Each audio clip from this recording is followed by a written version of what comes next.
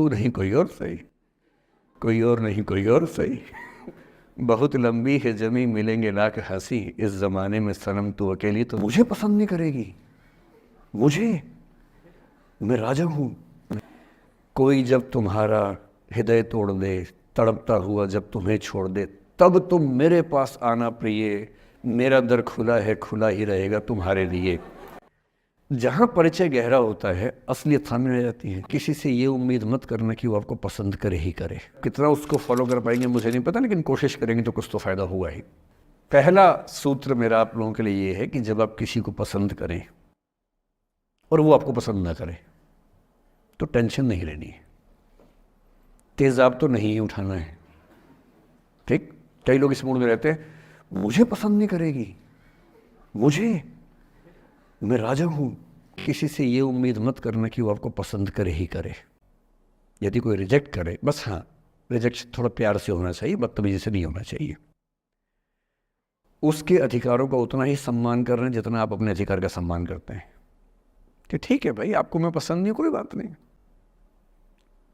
तू नहीं कोई और सही, कोई और नहीं कोई और सही।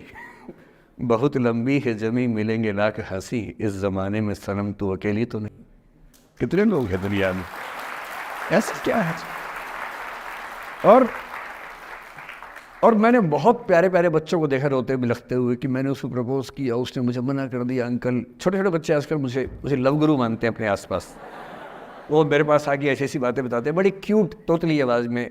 मैंने उसको प्रपोज किया, उसने मुझे ऐसे वाली आवाज़ में एकदम रोते बिलखते हुए। तो मैं बोलता हूँ बधाई हो बहुत बहुत तुम्हें, कॉन्ग्रेचुलेशंस। मैंने अपनी ज़िंदगी में ऐसे 50 मामले देखे और 50 में से कम 49 मामले में जब कहीं दिल नहीं लगा, बाद में उससे बेहतर ही व्यक्ति मिला। अगर कभी ऐसा हो ना, मन ही मन में बधाई देना अपने आप को कि बच गया। हाँ बोल देता तो फंस जाती, हाँ बोल देते तो मर जाता। और मन में भाव वही रखना है, तू नहीं कोई और सही मत खा, स्ट्रेस नहीं लेना है। मैं जानता हूं कि आपकी उम्र में आसान नहीं होता, आपको रात रात भर सपने आएंगे, बेचैनी होगी, करवटें बदलते रहे सारी रात हम, आपकी कसम आपकी कसम। ये सब ड्रामा होता है, ये फिल्मी गीत है। मुझे गीत कविता इतना याद है कि मुझे हर बात में वही दिमाग में आता है, मैं क्या करूं। ये होता है आपकी उम्र में, पर वो भी एक फेज़ है। अगर ये फेज़ नहीं जिया तो भी क्या जीवन जिया। कभी कभी बेचैनी भी तो होनी चाहिए, वरना ज़िंदगी में मज़ा क्या है। अगर हर चीज़ लिनियर है, हर चीज़ फॉर्मुलाइज्ड है, फिर मज़ा क्या है ज़िंदगी में। ये उठापटक, ये बेचैनी, ये घबराहट, ये तनाव, संतरास भी तो होना चाहिए कभी कभी ज़िंदगी में। इससे बुरी स्थिति तब होती है जब आप किसी रिलेशनशिप में हैं और वहाँ ब्रेकअप हो जाए, ये भी होता है। देखिए, मैं आपको बड़ी खरी खोटी सुनाने के मूड में हूँ।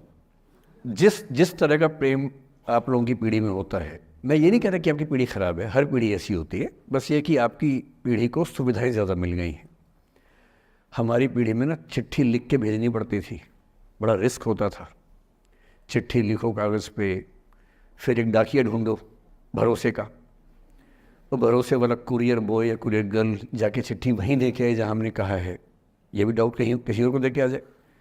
या कबूतर से बात करो, कबूतर जा जा जा, पहले प्यार की पहली चिट्ठी साजन को दिया। कबूतर का क्या भरोसा किसको दे के आ जाए। लेकिन कितना तनाव था उस ज़माने में। आपके ज़माने में क्या है, सीधे व्हाट्सएप निकाला, खटाक से भेज दिया मैसेज, और नंबर किसी से मांग लिया 1 सेकंड में।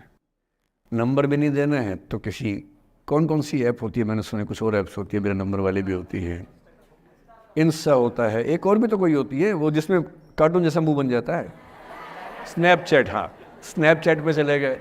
मैंने सुना है कि उसमें नंबर भी नहीं देना पड़ता है, ऐसा कुछ चक्कर है। वहाँ ढूंढ लिया। किसी को कुछ कन्वे करना इतना आसान दुनिया में कभी नहीं हुआ था जितना आज आसान है। इन सब के ऊपर टिंडर है, बम्बल है, पता नहीं क्या क्या है, राइट लेफ्ट करते जाना है, उसी में कहानी शुरू। पर ये कहानियाँ जितने हल्के तरीके से शुरू होती हैं, मैं दावे से कह रहा हूँ कि 100 में से 99 अट्रैक्शंस 1 से 2 महीने में ख़त्म हो जाते हैं। क्योंकि आप जिसके प्रति अट्रैक्टेड थे ना, वो तो उसका बाहर का परसोना था। जहाँ परिचय गहरा होता है असलियत सामने आ जाती है, और जब असलियत सामने आती है झेलना बड़ा मुश्किल होता है। आपके सपने टूट जाते हैं। आप जिस छवि पे दीवाने हुए थे वो छवि तो सिर्फ छवि थी, वो तो इंसान नहीं था वैसा। 99% केसेस में मेरा ख्याल है कि अट्रैक्शन 1-2 महीने में समाप्त होता है, उसके बाद तो एक बोझ है जो आप ढो रहे हैं। कभी कभी होता है कि दोनों का खत्म हुआ तो बात आसान है, कभी कभी किसी एक का खत्म होता है, एक का नहीं होता है, वहाँ मामला मुश्किल हो जाता है। तो ऐसा हो सकता है आपके जीवन में कि दूसरा साथी आपका ये कहे कि भैया देखो, मैं तुम्हारे साथ कुछ महीने से हूँ पर मुझे अब अच्छा नहीं लग रहा, मैं ब्रेकअप करना चाहता हूँ। मैं आपसे ये निवेदन करूंगा कि ये मान के मत चलना कि उसने आपको धोखा दिया है, क्योंकि बच्चे तुरंत उस मुद्रा में आते हैं, अच्छा अब मैं कुल्हाड़ी उठा लूंगी, अब मैं तेजाब उठा लूंगा, तूने मुझे धोखा दिया है, तूने मुझे चीट किया है, you are a cheat, you are a liar, you are a पता नहीं क्या क्या, पता। इंग्लिश में गालियां बड़ी सुंदर देते हैं बच्चे।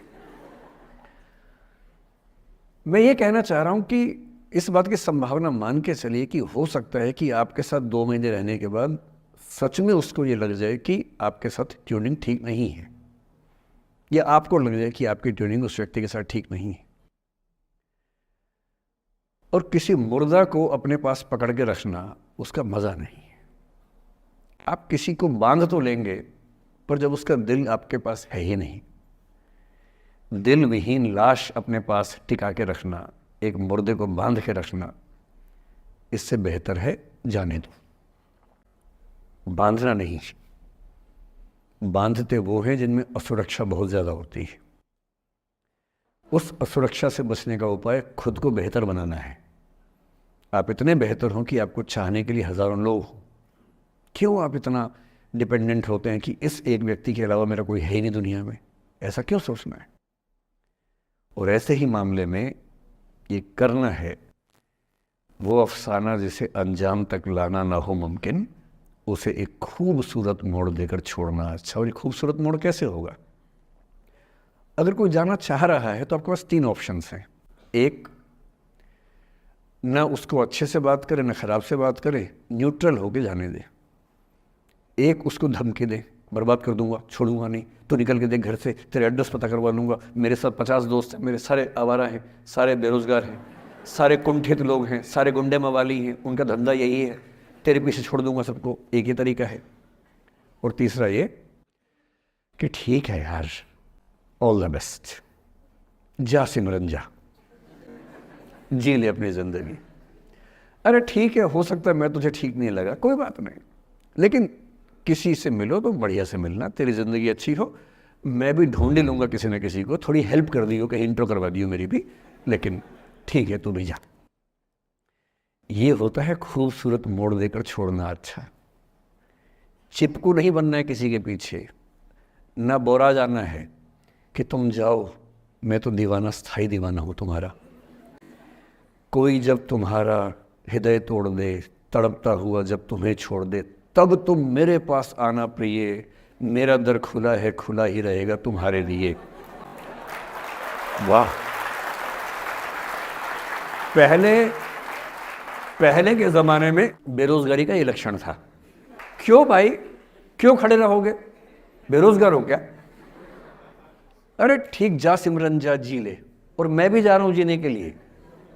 ये दीवाना नहीं बनना है कि तुम मतलब मुझे ना चाहो तो कोई बात नहीं, किसी और को चाहोगी तो मुश्किल होगी। अजीब हाल है यार, तुम ठेकेदार हो कि तेरा ठेका मेरे पास है, नहीं तो किसी के पास नहीं है। अजीब हाल है। अरे ठीक है भाई, उसकी ज़िंदगी है, जीने दो उसको। क्यों किसी की ज़िंदगी में इतना हावी होने का प्रयास करना है? जब आप नहीं चाहते कि आपकी ज़िंदगी में कोई हावी हो, आप क्यों किसी की ज़िंदगी में इतने हावी होंगे?